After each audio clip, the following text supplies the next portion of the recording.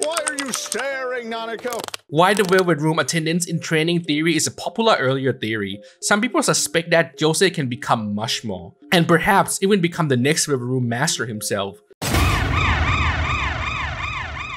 The theory we'll be covering today is going to be a bit different than our usual way of presenting theories because the original author used abductive reasoning. What that means is that instead of using existing information as a stepping stone toward the conclusion, we'll start at the conclusion and try to fill in the gap. In addition, although I did not compose the entirety of this theory, I significantly reorganized it after validating their information.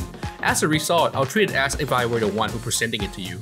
With that out of the way, we'll assume that Jose and Makoto Yuki, the Persona 3 protagonists, are the same person. A pretty insane assumption, I say, but let's see what information we can find to validate this hypothesis.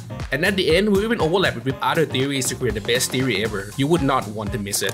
Once again, we'll bring up Carl Jung, a psychiatrist and psychoanalyst who came up with the concept of persona. Although today we'll be talking about another concept of his called the archetype.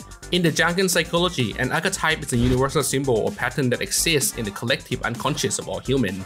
Think of it as like metal blueprints we are born with. Just like a cookie cutter make cookie in a specific shape, archetypes shape our story, myth, and dreams. And by understanding these archetypes, we can better understand ourselves and the others. The child archetype presents the innocent, pure, and playful aspect of our personalities that are constantly growing.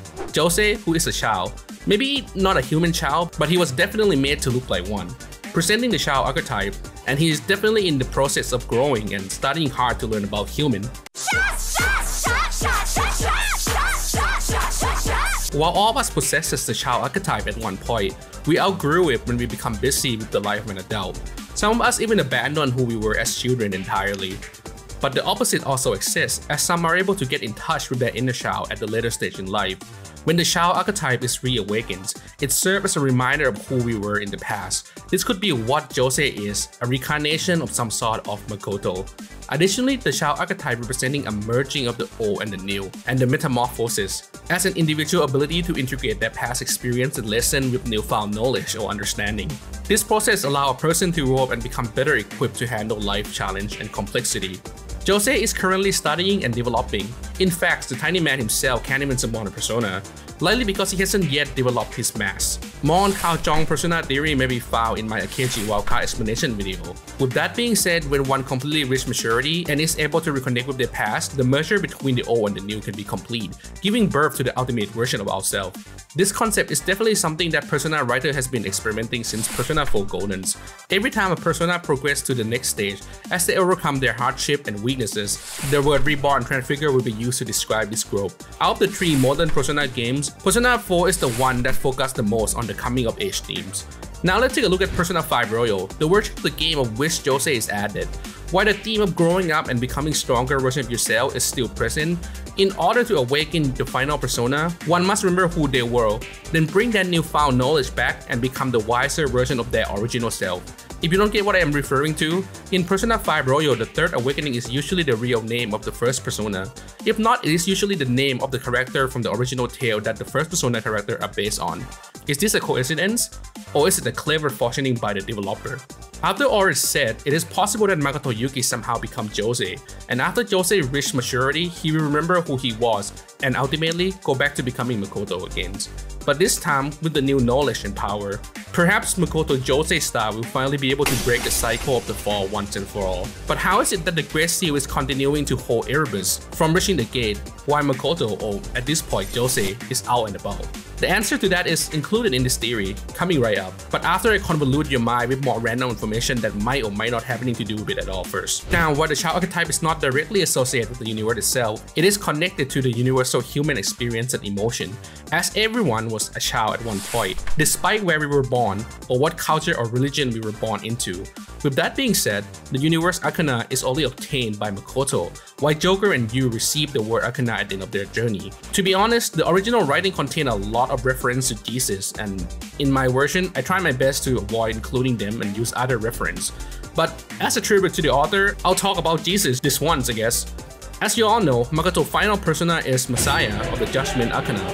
However, it was changed to the War Arcana in the Persona Q, and changed back again in Persona Q2. While there are pretty good cases to link Makoto to Jesus, such as how he sacrificed himself to protect all humanity from their own sin, the fact that he obtained the universe cards is just the cherry on top of the fact that he is the savior of all living things and embodied the part of life that wanted to live. Okay, let's talk about the moon next. The moon is a big part of Persona 3 lore. Most events happen during the midnight hours, when the moon is at its highest. In fact, the Persona 3 club book explained that Nyx is a celestial body-sized alien called Planet Eater, and is crashed into a prehistoric Earth, where her body and sight were separated, with her body becoming the moon and her sight staying on Earth. Splitting in two, huh? See, I told you I was going to explain to you how the dolls continue to be sealed while Jose is on a school trip. But before I elaborate further, I'm going to continue to tickle your balls and boobs a little bit more. I'm not sure if I'm allowed to say that, but I assume we're supposed to have gender equality by 2023, right? In the final battle, Nyx's final form is a golden egg with a suspicious crack. Now, do you recall something that looked like it just hatched from an egg? But yeah, this could be a reference to a world egg, also known as a cosmic egg. Typically, the world egg is the beginning of some sort, and the universe or some primordial beings come into existence. So doesn't it make more sense that Jose is Nyx then? Well, some might think that's the case, and it will be fun for people who believe so to try to create their own theory from this information. However, that's not what the author of this theory believed. Let's talk about the event of Persona 4. We learn that Elizabeth has left the Velvet Room in order to find a way to free Makoto from the Great Seal. The developers continue this plot in the story mode of Elizabeth in Persona 4 Arena. Elizabeth did visit the Sea of Soul and face off against the newly reformed Erebus. In fact, she was able to easily defeat it. However, the problem continues to remain because Erebus will continue to reform over and over again as long as humanity still wishes for it. So the seal has to continue standing. At the end of Persona 4 Arena, Elizabeth, after running into multiple wildcards, and especially you, she comes to the conclusion that what she needs is not a power or more physical strength, but the strength of bond and the limitless potential of those who won't give up. I don't know why, but I feel like I understand when I'm watching them. The power of not being alone. What's important is that you don't give up. As she realizes she's walking a full arcana within her. But unfortunately, that's also where the story ends, so we don't know what happened next. Now remember when Jose said he promised someone he would be studying humans? The popular two theories suggest that it could be either Igor or Philemon's. However, not far behind in terms of popularity, some people believe that Elizabeth might have been that person. What I should be studying isn't just him, but all of them together. So are you finally going to explain how Jose exists at the same time as the Great Seal? It's about time I fulfill that promise, I guess. The idea that two versions of the same thing exist at once stems from the basic fact that Persona writers seem to love the concept of it, since they keep reusing it. You know, we have the basic Persona and Shadow, which are your other self. Sometimes they look just like the original, just with the yellow eye and maybe a more animated face. Sometimes they look like a different person. Sometimes, even when split into two, the original consciousness will still be able to move around in the limited forms. But yeah, it's probably not that far-fetched to assume that they're going to do it again. But how did it happen to Makoto and Jose? The problem with adaptive reasoning is that it is not very reliable because it does not base itself on an existing information. But it is the most effective way we have when it's come to making sense of something we are greatly lacking information about. What I'm trying to say is, take it or leave it, but we assume Elizabeth might be able to extract the life force used to create a seal and put it into Nyx's eggs to create Jose.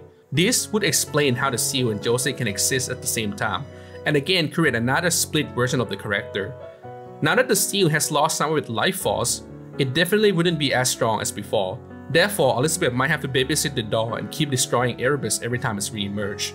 It should not be too hard of a task anyways, seeing from how fast you can kill it. Was it to your liking? Well then, farewell.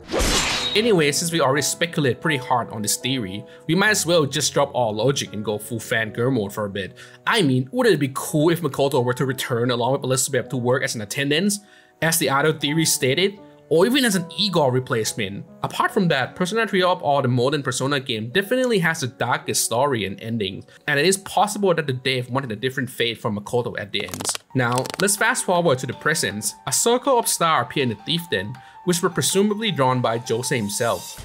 In another theory, we connected the star to the 6 Velvet Room attendants. If you haven't seen that video yet, feel free to do it after this. However, this time, the original authors of these theories proposed that the star represent each of the Persona games, With that being said, if you look closely at the third star, it is incomplete. Did he do this on purpose, or was it just a coincidence? For now, we can speculate that Jose will complete the star when he reaches maturity. And again, I'd like to remind you that I revised this version of the theory. If you're interested in the original, the link will be in the description. If you don't mind some tenuous connection and heavy religious reference, you should give it a read. Oh, and if you haven't seen our first Jose video, you should, because it covered the two most prevalent hypotheses that make a lot of sense when it's come to who Jose might be.